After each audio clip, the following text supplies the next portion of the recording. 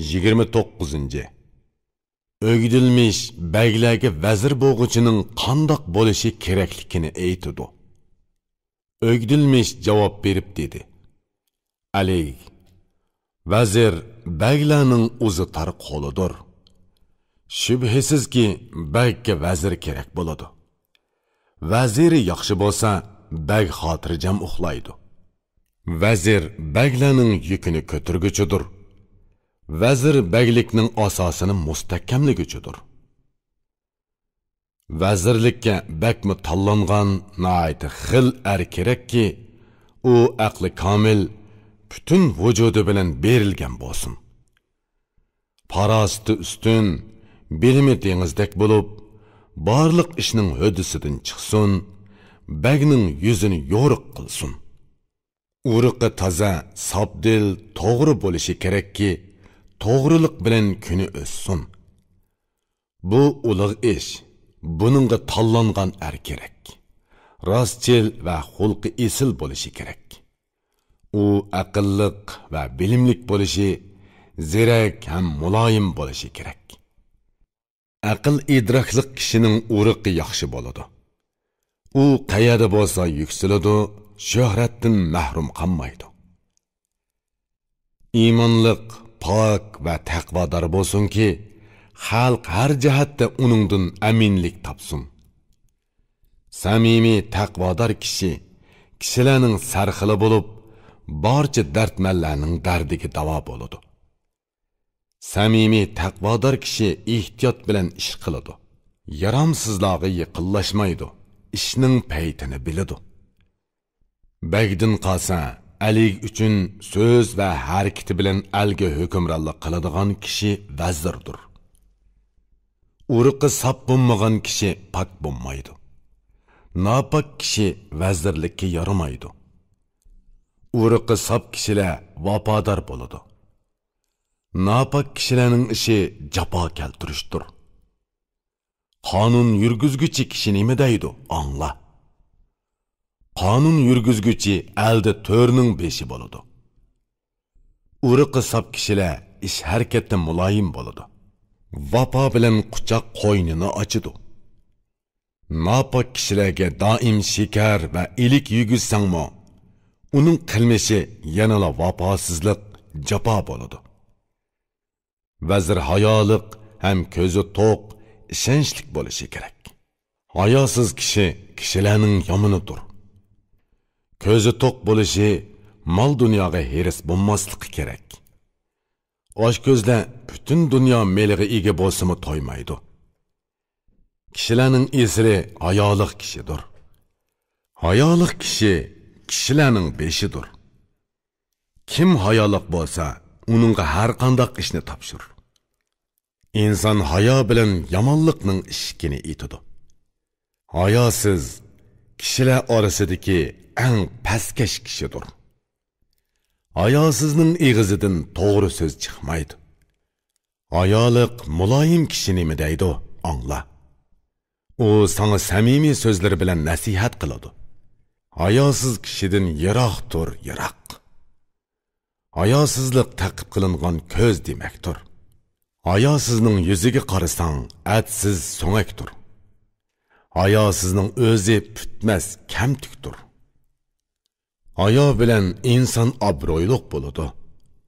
Hayo bo'lganda kishining yuzi yo'riq bo'ladi.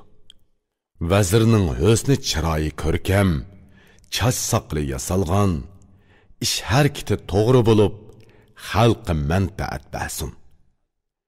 Ish harakati to'g'ri, mijozi muloyim bo'lsa, uningdan xalqqa doim yaxshilik keladi. Ish boshlig'uvchi ishda odil bo'lmasa, bəylərning hamma ishi agri bo'ladi. Ish bujurguchi uchun to'g'rilik, chinlik kerak. Ondan bəylər uningga ish topshirishga ishonch qiladi. Chiroylikning qiliqimi chiroylik bo'ladi. Ish harakati chiroylik bo'lsa, alga foydasi tegadi.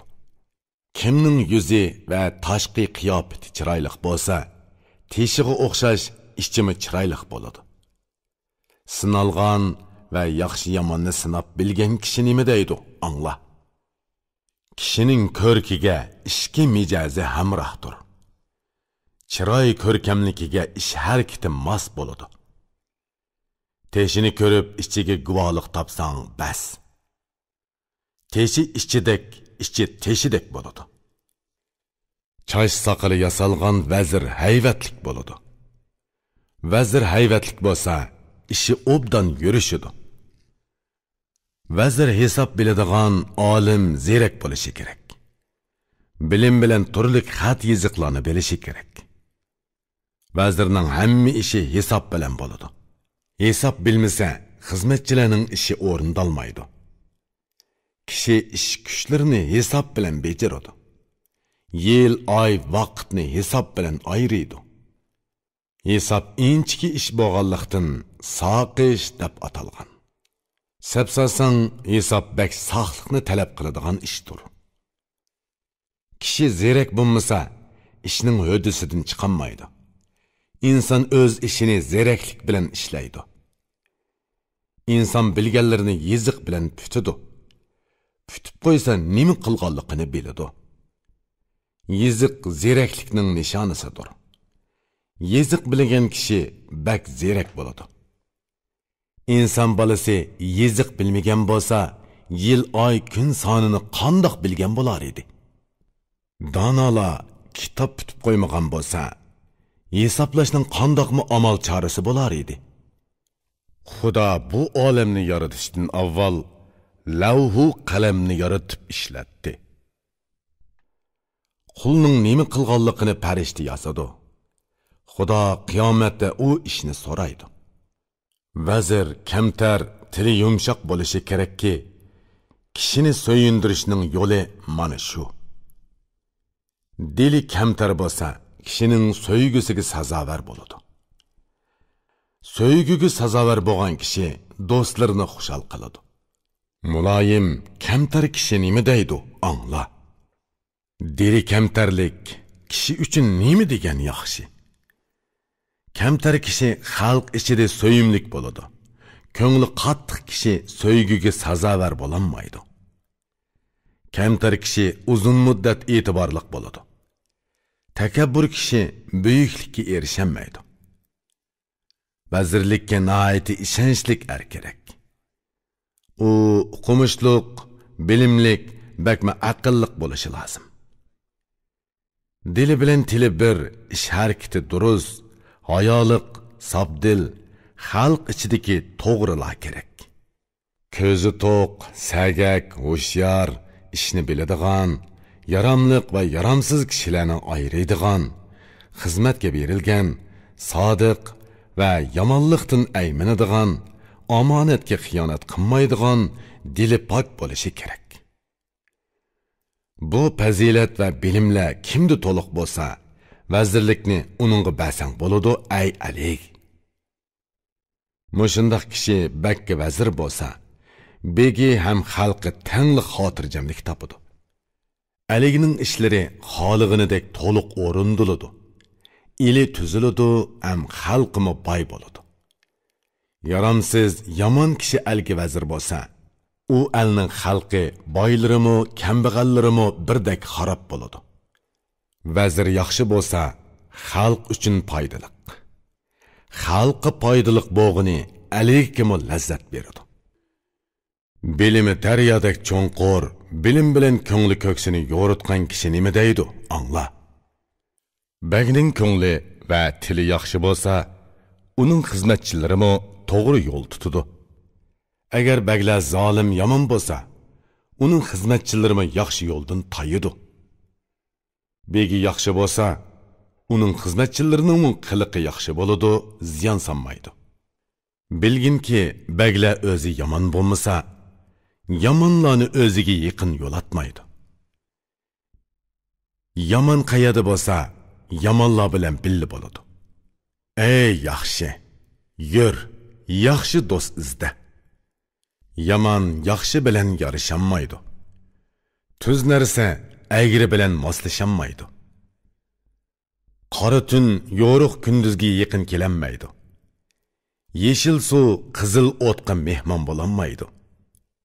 Bilmaydigan kishini sen bilay desang, Tonishlarını sonra andın bilinidi. Her qandaq narsa öz topuğa qoşuludu. Sen tüz turğun ki əgri bilen qoşulma. Bu sözge şahit boğan bunu beytini oku. Bu beytini okup ma'nisini dilinga pük.